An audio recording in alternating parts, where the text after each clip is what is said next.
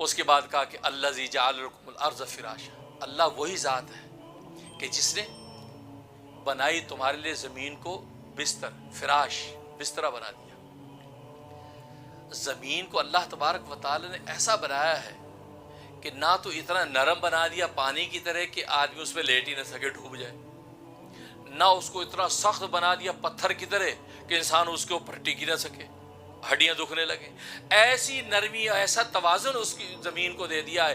اگر آپ کے پاس بستر نہ بھی ہو، مٹی کی زمین پر لیٹ جائے تو بہترین گہری اور میٹھی نیند آ جائے گی، اور انسان جب اٹھے گا تو پورے نشاط کے ساتھ اٹھے گا، اس کے بدن میں بھی کوئی ٹوٹ پھوٹ نہیں ہوگی۔ اگر پتھر کی زمین پہ لیٹے گا تو صبح کو بدن ٹوٹ رہا ہوگا۔ تو اللہ نے فراش بنایا، بستر بنا دیا۔ جیسے انسان کا بستر انسان کے لیے آرام دہ ہے، اللہ تبارک و تعالی نے پوری زمین کو ایسا بنا دیا۔ تو یہ اللہ تبارک و تعالیٰ کا ایسا انعام ہے کہ اللہ کے سوا کوئی اور یہ انعام دے ہی نہیں سکتا۔ پہلا انعام تو خود انسانوں کی اپنی تخلیق، تو گویا کہ انفسی، اور اس کے بعد اگلی نعمت الذی جعل لکم الارض فراشا، کہ زمین کو فراش بنا دیا، ایسا بستر بنا دیا کہ نہ نرم ایسا کہ ڈوب جائے، نہ سخت ایسا کہ پتھر بچ جائے، بلکہ ایسا متوازن بنایا کہ انسان کھلی زمین پہ لیٹ جائے تو میٹھی نیند آ جائے۔ والسماء بنا، اور آسمان کو چھت بنا دیا، سما چھت۔ اور میں نے بتایا کہ آسمان کو خالی نہیں رکھا، اگر خالی ہولناک رکھتے تو انسان کے اوپر نگاہ کرنا دشوار تھی، خوف سے انسان نگاہ نیچے کر لیتا۔ لیکن اللہ تبارک و تعالیٰ نے نیل کو آسمان ایسا دکھا دیا، اور اس پر ستاروں کے ساتھ اور چاند و سورج کے ساتھ ایسا سجا دیا ہے کہ اوپر نگاہ اٹھاتا تو کوئی خوف و دہشت محسوس نہیں ہوتا۔ یہ اللہ تبارک و تعالیٰ کی لطف و عنایت۔ تو یہ فرمایا کہ یہ تیسرا انعام ہے، پہلے انسانوں کی تخلیق، پھر زمین کو فراش بنایا، پھر آسمان کو چھت بنایا۔ تو فرمایا کہ میرے سوا کوئی اور آسمانوں کو چھت بنا ہی نہیں سکتا۔ یہ آسمان کو چھت بنایا، اور ایسی چھت بنایا کہ جس کو کوئی ستون نہیں ہے، اور ایک نہیں، 7 آسمان، 7 آسمان بنائے۔ تو دیکھیے، اور کتنے اونچے بنائے۔ حدیث میں آتا ہے، ابو ہریرہ رضی اللہ تعالیٰ کی روایت ہے، فرمایا کہ زمین سے آسمان تک کا فاصلہ، پہلے آسمان تک کا فاصلہ 500 سال کی مسافت ہے۔ 500 سال تک اگر ایک مسافر سفر کرتا رہے تو اس کے بعد پہلا آسمان آئے گا۔ اور پھر فرمایا کہ پہلے آسمان کی موٹائی یہ 500 سال کی مسافت ہے۔ اس کے بعد پہلے آسمان سے دوسرے آسمان تک کا فاصلہ 500 سال کی مسافت ہے۔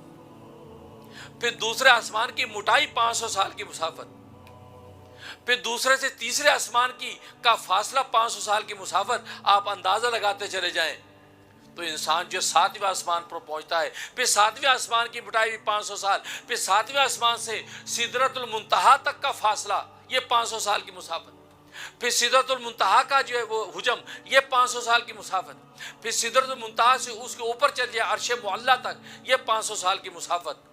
اندازہ کر لیجئے کتنا طویل ترین سفر ہے، لیکن ایک ستون نہیں ہے، بغیر ستون کے سارے آسمان قائم ہیں۔ فرمایا کہ یہ وہ کمال ہے کہ جو میرے علاوہ کوئی ظاہر نہیں کر سکتا۔ جب نہیں ظاہر کر سکتا تو میں وہ واحد ذات ہوں جو سجدے کے لائق ہے، میرے علاوہ کوئی اور ذات سجدے کے لائق ہو نہیں سکتی۔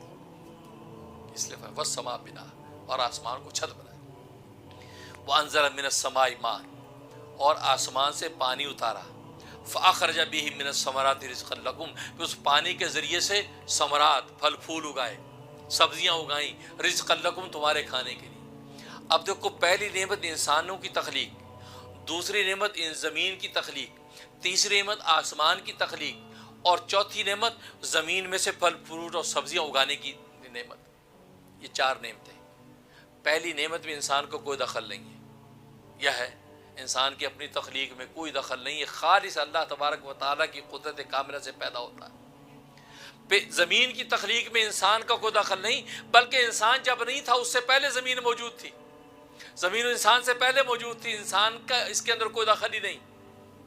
پھر آسمان کی تخلیق میں انسان کا کوئی دخل نہیں ہے کہ انسان سے پہلے یہ آسمان و زمین موجود تھے، کہ جب جنات آباد تھے تو اس کے بعد اللہ تبارک و تعالیٰ نے ان کے 2500 سال رہنے کے بعد اب اللہ نے زمین انسان کو بھیجا، تو یہ زمین و آسمان تو پہلے سے موجود تھے، تو اس میں بھی انسان کی تخلیق کا کوئی دخل نہیں۔ چوتھی نعمت جو فرمائی کہ زمین سے پھل پھول اگتے ہیں، سبزیاں اور فصلیں اگتی ہیں، یہ چوتھی نعمت ہے۔ اس چوتھی نعمت میں انسان کا دخل کچھ نہ کچھ ہے۔ ظاہر کاشتکار ہل چلاتا ہے، گوڈی کرتا ہے، زمین نرم کرتا ہے، بیج ڈالتا ہے، پانی دیتا ہے، کھاد ڈالتا ہے، گرمی سردی کا لحاظ رکھتا ہے، جانوروں سے بچاتا ہے، اب فصل اگتی ہے نا. سمجھاری بات؟ تو پہلی تین میں تو انسان کا کوئی دخل نہیں ہے، آخری کے اندر انسان کا کسی نہ کسی درجے میں دخل ہے. اس کی چیز کی تخلیق میں، اس فصل اور فروٹ کے پیدا ہونے میں انسان کا دخل ہے. تو آخر کیا بات ہے، اللہ نے چوتھی نعمت ایسی ذکر کی کہ جس میں انسان کی محنت کا کوئی دخل ہے، اور پہلی تین نعمتیں ایسی ذکر کی جس میں انسان کا کوئی دخل نہیں. یہ فرق اور اسلوب میں فرق کیوں رکھا ہے؟ سمجھے؟ یہ اسلوب کیوں بدلا ہے؟ جواب اس کا یہ ہے کہ اصل میں چوتھی نعمت میں بھی انسان کا دخل کوئی نہیں ہے. چوتھی نعمت میں بھی انسان کا دخل کوئی نہیں ہے، اس لیے کہ انسان کا کام بیج ڈالنا ہے، اس کو اگانا نہیں ہے. سبزیاں اگ جانا، پھل اگ جانا، درخت اگ جانا، کومپل نکل آنا، پھول پیدا ہو جانا، اس میں انسان کو کوئی دخل نہیں. انسان کا دخل اس محنت میں اتنا ہی ہے کہ انسان رکاوٹوں کو دور کرتا ہے، ہل چلا کر رکاوٹیں دور کرتا ہے، زمین کو نرم کرتا ہے تاکہ کمزور کومپل جو نکلے وہ آسانی سے نکل کے اوپر آ جائے. بس اتنا ہی کام کرتا ہے. انسان کی نعمت اتنی، محنت اتنی ہے کہ رکاوٹیں دور کرتا ہے، پتھر روڈ جھاڑیاں ہٹا دیتا ہے، زمین کو گوڈی کر کے نرم کر دیتا ہے، بیج ڈال دیتا ہے. بیج ڈالنے کے بعد اس کو اگا دینا یہ اللہ کا کام ہے، کسی اور کا کام نہیں. اس لیے قرآن میں اللہ نے دوسرے مقام پہ کہا اَأَنْتُمْ تَزْرَعُونَهُ أَمْ نَحْنُ الزَّارِعُونَ. سورہ واقعہ میں فرمایا کیا تم کھیتیاں اگاتے یا ہم اگاتے ہیں؟ تو بظاہر کاشتکار سمجھتا ہے کہ میں اگاتا ہوں. میں تم اگاتے نہیں، تم تو زمین نرم کر کے موانع کو ہٹاتے ہو، جانوروں سے بچاتے ہو، ان رکاوٹوں کو ہٹانا بس تیرا کام ہے. اتنی سی تیری محنت ہے، اصل اگانے کا کام تو میں کرتا ہوں. اگر تیرے اختیار میں اگانا ہوتا تو پھر ہر کاشتکار اپنی جو ہے فصل اگا لیتا. کتنے کاشتکاروں کی فصلیں اگتی نہیں ہیں، بیج بھی ڈالتے ہیں، محنت بھی کرتے ہیں، پانی بھی دیتے ہیں، مناسب روشنی ہوا بھی دیتے ہیں، اس کے باوجود اگتی نہیں ہے. معلوم ہے کہ اگانا اصل میں میرا کام ہے، اگانا تیرا کام نہیں. تو گویا کہ چوتھی جو نعمت تھی اس نعمت میں بھی حقیقت میں انسان کو کوئی دخل نہیں ہے. پر انسان کی محنت اتنی ہے کہ بس وہ روڈ پتھر دور کر دیتا ہے، جھاڑیاں صاف کر دیتا ہے، لیکن حقیقت میں فصل کو اگانا یہ صرف اللہ تبارک و تعالی ہی کا کام. اسے فاخرج بہ من السماوات، پھر نکالا اللہ نے. تو اللہ نے اپنی طرف نسبت کی کہ ان فصلوں کو نکال دینا زمین میں سے، یہ میرا کام ہے، کسی اور کا نہیں. یہ حکمت اللہ ہی جانتے ہیں. اس لیے فرمایا کہ فاخرج من الثمرات رزقا لکم، کیونکہ چاروں کی چاروں وہ نعمتیں اللہ نے ذکر کی ہیں یہ اللہ تبارک و تعالیٰ کے ذات کے ساتھ خاص ہیں. کوئی دوسرا اس کو کر ہی نہیں سکتا، اور جب کر نہیں سکتا تو عبادت کے لائق وہی ذات ہوتی ہے کہ جو وہ تمہارے ساتھ احسان کرے، جو احسان کو دوسرا کر ہی نہیں سکتا، وہ عبادت کے لائق اور وہ صرف اللہ کی ذات ہے.